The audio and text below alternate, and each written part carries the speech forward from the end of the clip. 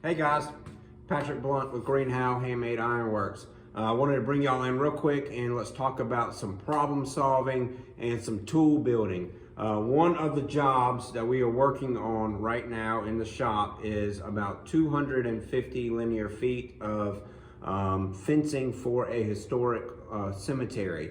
All of these panels are all traditional joined. There's no welds or anything in these panels, and the way that they are built is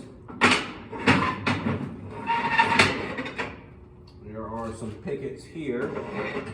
So these pickets, one has a 4-inch offset, one is a 2-inch offset, and they have these what I call half lap or saddle joints on them.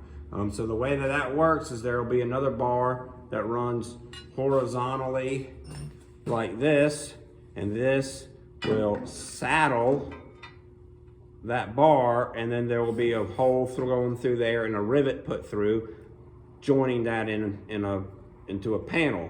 And so these pickets are all getting spaced at 10 inches. So 10 inches down, there'll be another picket, then another picket, and then there's another bar, horizontal bar, that goes on the bottom as well, right? So this is all 5/8 inch square bar, and so that is a 5/8 inch squish in there, offset, saddle joint, whatever you want to call it. So how do you do this where all of those joints are going to end up in the exact same spot on all of these bars there? I just got done doing the first top joint on 145 bars. That's like half of them. And that has got to get flipped over, and they got to get squished on the other end too, right? So that makes it a full picket. So how do you do that? Well, I've done this type joinery a number of times in railings, in some gates. I love this type of joining. I love this little half lap joint with a rivet through it. It's pretty simple, pretty quick, and it just really looks cool. So I like to do it. I've learned over the years that doing it at the anvil or at the power hammer is how I've done it up to this point, is really touch and go, because you're going to be off a little bit on the top or a little bit on the bottom. It's really hard to get that squish in the exact same spot on all of the pickets. That's where excuse me, I've been sick the last couple of days. That's probably why I sound raspy and funny to you. That's where this tool comes in. This is a fly press. I've not had this fly press very long, just a couple of months. I actually bought this fly press in anticipation of this fence job, because I knew that this fly press was going to be the tool to be able to do that in exactly the same spot on every single bar and make it quick and efficient to build this, right? So I wanted to talk about kind of my toolage for this fly press. I had never worked on a fly press before I bought this one.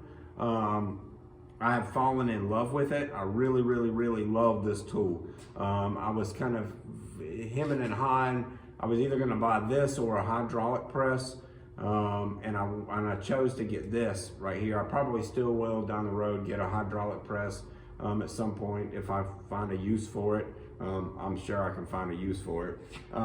But this was just this. I've always wanted one of these, and this is what I went for. And if you've got a chance to work on one of these or buy one of these, do it. You will not be disappointed. They still make these. This one was brand new out of the crate. It was made in India. I bought it through blacksmithsupply.com.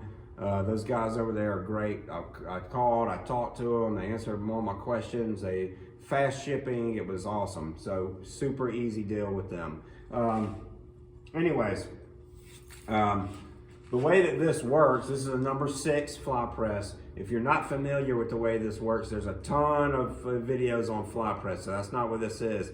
But just real quick, how this works is it's got a screw in it right here. And so when you pull this down, that screw puts all that weight into this. This thing's capable of doing up to 6 tons of pressure right to that point right there. So that's kind of cool, right?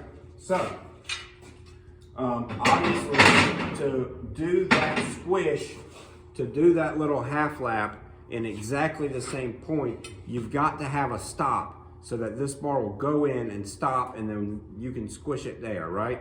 So this is what I came up with. The first time was I wanted to make one tool to be able to do both the both the 4-inch and the 2-inch offset width. And this is what I made the first time. And this has a piece of angle here, and there's 2 little bolts here. And that way I could slide this little stop or this little gate up and down, back and forth, to change the distance between with this top tool, which is really just a piece of 5/8 inch bar welded with some little 45 corners in, welded to a piece of 1-inch round bar. That's the shank that goes up in there. There's a collar on there because you don't want these to upset. You want that to upset in the hole and you can't get it out. Again, there's tons of videos on how to do all that. I'm not going into that. But my tool here is a piece of 5/8 inch bar to give me a 5/8 inch squish right there. I wanted to be able to use one plate, one tool to be able to do both of those, which meant changing where my gate stopped it at for it to squish right there, right? So I built this. This one worked, but I noticed that after I did about 15 of them, that even though I wrenched this thing down super duper tight, when you squish your bar in here, that bar is going to squish this way slightly, right? And as it was squishing that way, it was pushing my gate. And so every time I went in, I was getting just a little bit off, a little bit off, a little bit off, to where I was a whole bunch off, right? So I trashed that idea and threw this thing on the back of the table where it will probably sit until the day I die, and then my kids will come and throw it into a scrap heap somewhere and maybe make a few dollars on it. And I built this plate here. The way this is, and I built it up because I want my tool to be as close to the head as possible. That way I don't get any play in it at all. So I built my plate up off of the base of this thing. And it just clamps down here. There's a lot of different holes to clamp to on the base of these things. I've seen some people make like a new plate that bolts down and then they have multiple holes. At this point, I don't see a point in doing that because they give you enough places on here. If you just build your tools to hit those spots, you'll be able to clamp it down easy, right? So anyways, so you see I have a gate here, a stop here in the back, and what I can do is I can put this in, and then when I bring this down, bam, I'm at 2 inches right now. I got it set for 2 inches. But when I want to set it for 4 inches, I can loosen all this up to where this thing will move and slide it back to where I'm going to be hitting at 4 inches.